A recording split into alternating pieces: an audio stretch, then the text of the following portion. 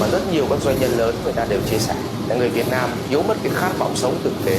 Đấy, qua cái vụ Việt Á là cả nhà thiếu hẳn cái khát vọng sống tử tế. Mà thật ra họ không phải thiếu tiền, chứ mình bảo là thiếu tiền thì không phải, họ đâu thiếu cái gì đâu.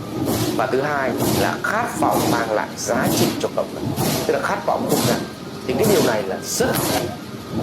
Và nếu trong tư tưởng của các bạn trẻ của Việt Nam mà không được dạy cái này sớm, không tài nào mà hình thành một văn hóa tốt, mà chỉ có văn hóa cạnh tranh nhau và hại nhau để kiếm tiền. Vì bây giờ đối với tiêu chí của người Việt mình là tiền là số 1, thằng nào có nhiều tiền